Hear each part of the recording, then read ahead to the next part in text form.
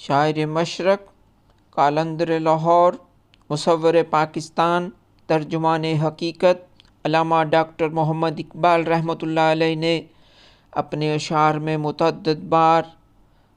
حضرت امام حسین رضی اللہ تعالیٰ عنہ کی بارگاہ میں خراج عقیدت پیش کیا اپنے اشعار کی صورت میں۔ ان میں چند اشعار ملاحظہ کیجیے۔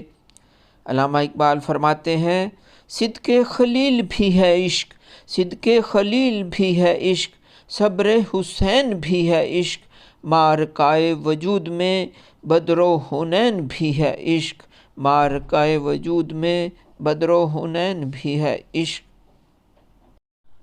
ایک مقام پہ علامہ اقبال رحمۃ اللہ علیہ فرماتے ہیں: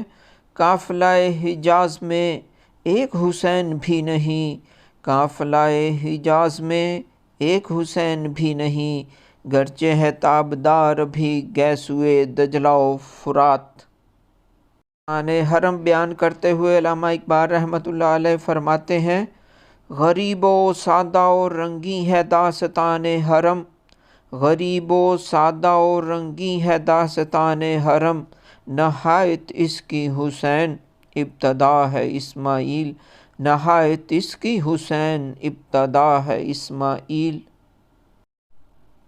امت مسلمہ کو رسم شبیری کا درس دیتے ہوئے علامہ ڈاکٹر محمد اقبال رحمۃ اللہ علیہ فرماتے ہیں: نکل کر خانقاہوں سے ادا کر رسم شبیری، نکل کر خانقاہوں سے ادا کر رسم شبیری، کہ فقر خانقاہی ہے فقط اندوہ و دلگیری، کہ فقر خانقاہی ہے فقط اندوہ و دلگیری۔ علامہ ڈاکٹر محمد اقبال رحمۃ اللہ علیہ ایک مقام پر حضرت امام حسین رضی اللہ تعالیٰ عنہ کی قربانی کو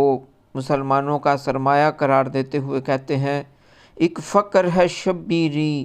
ایک فقر ہے شبیری، اس فقر میں ہے میری، اس فقر میں ہے میری، میراث مسلمانی سرمایہ شبیری، میراث مسلمانی سرمایہ شبیری۔ ایک مقام پر